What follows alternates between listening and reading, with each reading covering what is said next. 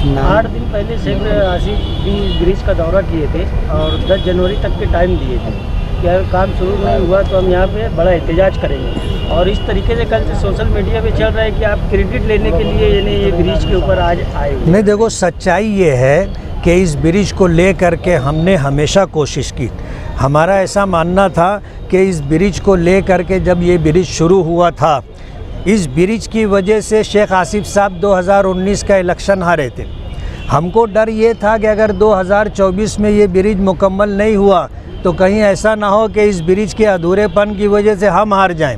तो हम तो पहले से इसकी तकमील की कोशिश कर रहे थे और यही वजह है कि इलेक्शन के मौके पर ब्रिज का मुद्दा हमने भी उठाया नहीं, इसलिए कि ब्रिज को लेके ये मुसीबत तो हमारे सर भी आ सकती थी।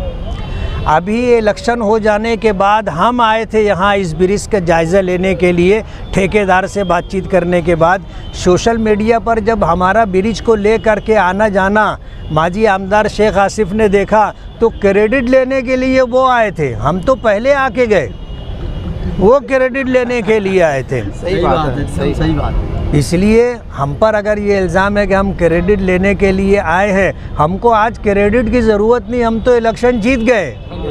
अब 5 साल तो राज हमारा रहेगा ना। सही बात है। मरहबा कलेक्शन मॉल, रेडीमेड कपड़ों का भरपूर खजाना, jeans pant, T shirt, cargo pant, night pant, बच्चे और बच्चियों के लिए अच्छे खूबसूरत और उम्दा ड्रेस। पता याद रखें, जमुर हाई स्कूल मेन रोड, जैतून हजीन मस्जिद के पास, मालदा चौक, मालेगांव।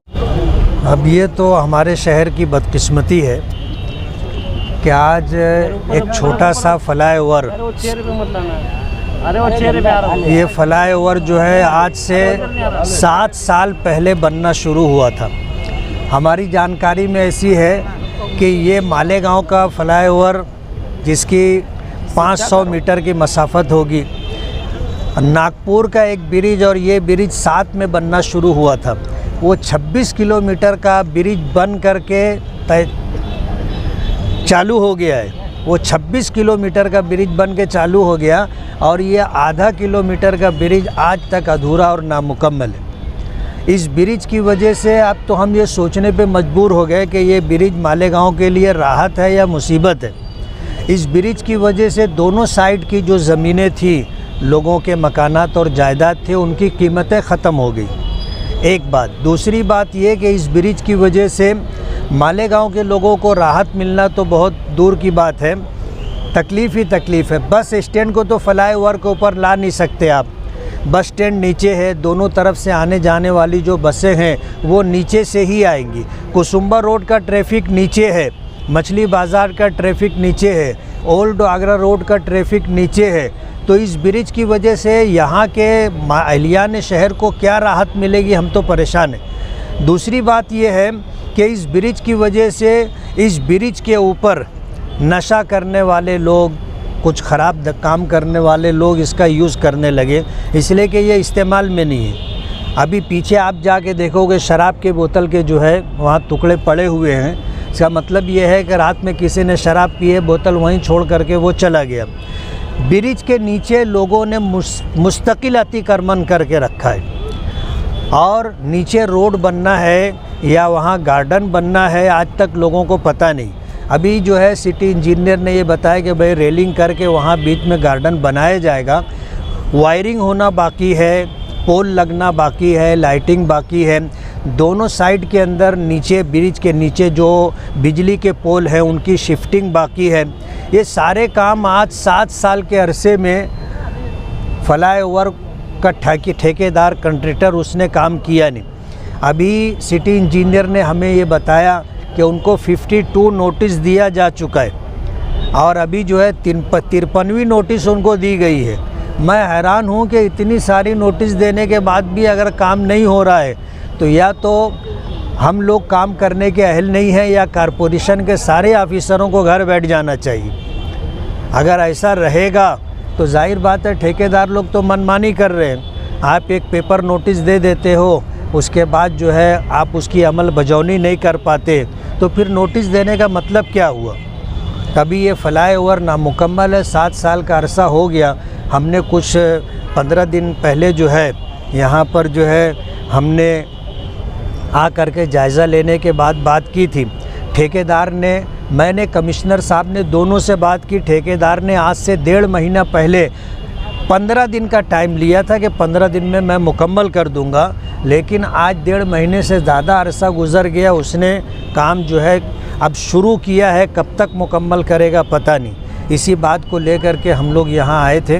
कारपोरेशन के ऑफिसरान, सिटी इंजीनियर भी, जो वक्त देंगे वो वक्त पे अगर ये पूरा नहीं होता तो इससे बड़ा एहतजाज किया जाएगा। आप कार्रवाई करेंगे, आप असेंबली में आवाज़ उठाएंगे क्या? नहीं, हमारा प्रोग्राम ये है, हम कारपोरेशन का और उनके ऑफिसरान का घेराव करेंगे। जाहिर बात है ठेकेदार का हमारा मामला नहीं है, ये ठेकेदार का और कारपोरेशन का मामला है। कारपोरेशन ठेकेदार से काम करवा के लेवे, ये हम मानते हैं।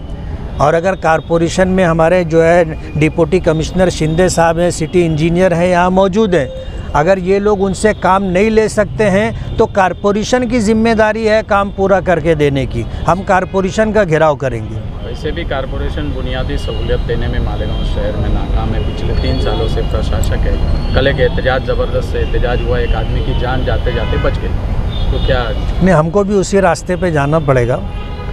शायद फिर कारपोरेशन में प्रशासक कहो, ऑफिसरान कहो, उनकी आँख खुलेगी। 8 दिन पहले शेख आसिफ भी ब्रिज का दौरा किए थे और 10 जनवरी तक के टाइम दिए थे कि अगर काम शुरू नहीं हुआ तो हम यहाँ पे बड़ा एहतजाज करेंगे। और इस तरीके से कल से सोशल मीडिया पे चल रहा है कि आप क्रेडिट लेने के लिए यानी ये ब्रिज के ऊपर आज आए हुए। नहीं, देखो सच्चाई ये है कि इस ब्रिज को ले करके हमने हमेशा कोशिश की। हमारा ऐसा मानना था कि इस ब्रिज को ले करके जब ये ब्रिज शुरू हुआ था, इस ब्रिज की वजह से शेख आसिफ साहब 2019 का इलेक्शन हारे थे। हमको डर ये था कि अगर 2024 में ये ब्रिज मुकम्मल नहीं हुआ तो कहीं ऐसा ना हो कि इस ब्रिज के अधूरेपन की वजह से हम हार जाएं।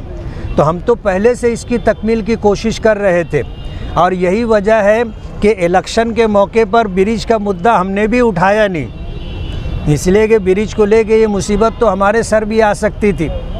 अभी इलेक्शन हो जाने के बाद हम आए थे यहाँ इस ब्रिज का जायज़ा लेने के लिए, ठेकेदार से बातचीत करने के बाद। सोशल मीडिया पर जब हमारा ब्रिज को ले कर के आना जाना माजी आमदार शेख आसिफ ने देखा तो क्रेडिट लेने के लिए वो आए थे। हम तो पहले आके गए, वो क्रेडिट लेने के लिए आए थे। सही बात है, सही बात है। इसलिए हम पर अगर ये इल्ज़ाम है कि हम क्रेडिट लेने के लिए आए हैं, हमको आज क्रेडिट की ज़रूरत नहीं, हम तो इलेक्शन जीत गए। अब 5 साल तो राज हमारा रहेगा ना। सही बात है। ये अफसरान से आपकी बात हुई तो उन्होंने क्या कहा ये ब्रिज को लेकर? अब ये ऑफिसरान यहाँ खड़े हुए हैं, आप उनसे पूछिए वो क्या बताते हैं। सर